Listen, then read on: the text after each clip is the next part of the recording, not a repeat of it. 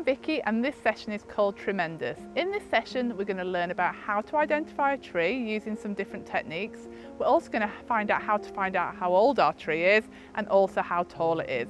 And then we're going to take a little bark rubbing as well. Now, I've looked at trees for a very long time and I'm sure some of you guys know some trees just off the top of your head. For example, this one next to me, I know just by looking at it is a silver birch tree. But I don't know why I know that. Maybe I saw it when I was younger, or maybe I had to learn it. And I know it's a silver birch because I look at the bark and I can see some silvery bits in it. I also can look down to the ground and I just know this is a silver birch leaf, but I did need to learn that. I also know that yes, this is the bark of a silver birch, but it can look really, really different. For example, this younger silver birch is a lot smoother and less cracked, and from a distance you can see it is quite silvery. Now, there's lots of resources out there which help you identify trees. So you could use something like this, which is a tree trail, and this just asks simple questions that get you to the right tree. So it'll ask you what the leaves are like, and that'll take you to the correct tree, which is very good in the summer or springtime when you have leaves, but in the winter you often have to look at the buds and the bark more and the shape of that tree as well. So that's something which is a bit tricky to learn, but you know what, even just knowing 2 or 3 trees off the top of your head is amazing. So maybe your challenge today could just be to learn 1 tree. Underneath this video I've put a little spotter sheet which might help you.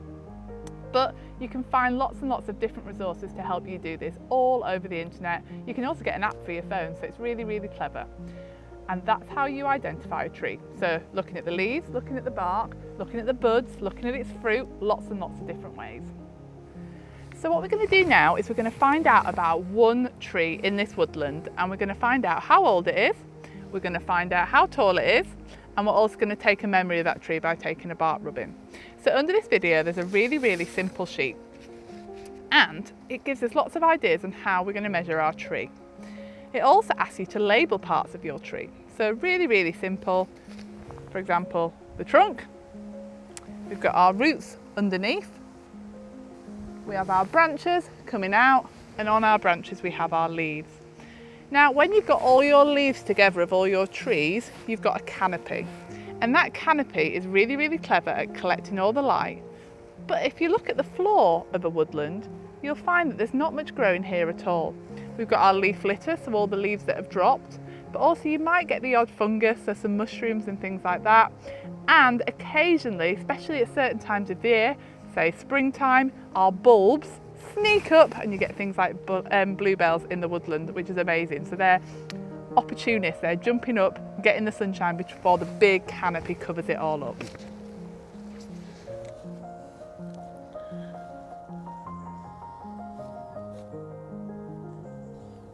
Right then, so now we're going to find out how tall this tree is. And obviously if you look up, it's a really, really tall tree, and I can't climb all the way up and try and measure it, so there's a really sneaky way of doing it.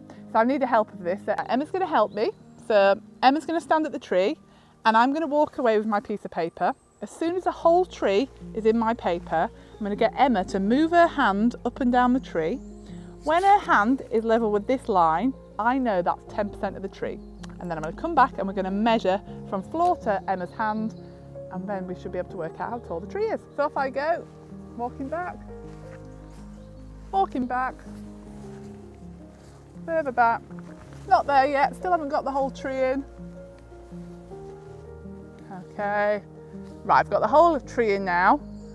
So I'm going to ask Emma to move her hand up and down the tree. A bit further down, Emma, stop there. That's on the 10% line of my tree. And then we're going to go back to Emma and measure the height. Okay, so now we know our 10%. So what we're going to do is we're going to measure from the floor to Emma's hand, and then we can times that by 10 and get the height of our tree.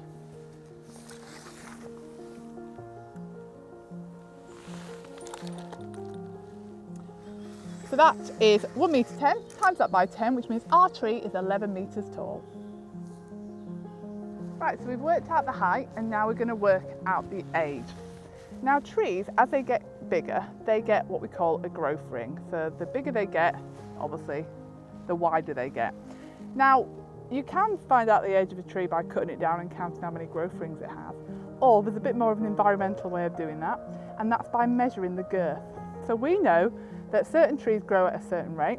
So by taking the girth, which is the circumference around the trunk, we can work out how old that tree is. So this silver birch grows at a rate of about 2.5 centimetres a year. So what we're going to do is we're going to measure the girth using my tape measure, and just pop that down there. We're going to get our tape measure, and we need to measure in centimetres. So we need to reach round, pull this around, and then we can measure that this tree has a girth of 147 centimetres.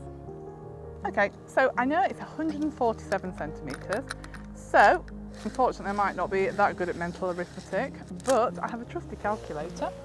So what I do is I put 147, and I divide that by 2.5, and that tells me this tree is 59 years old.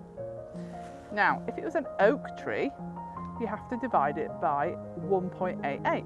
So if it was an oak tree, it would be 147 divided by 1.88, which means it will be a 78-year-old oak tree. So every different species has a different growth rate, but 2.5 is a good average to use. Right then, so under this video there's a handout which you're going to be recording all your height and your girth and everything like that on, but also it gives you a space to take a bark rubbing.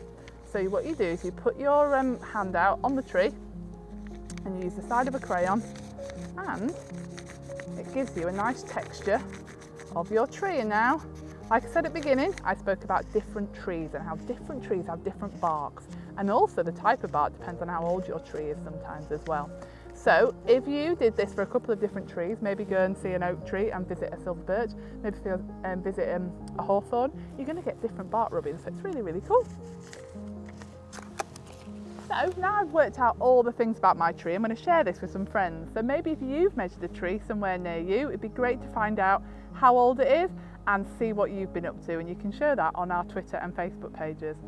So thanks ever so much, and hopefully you'll find some fabulous trees near you.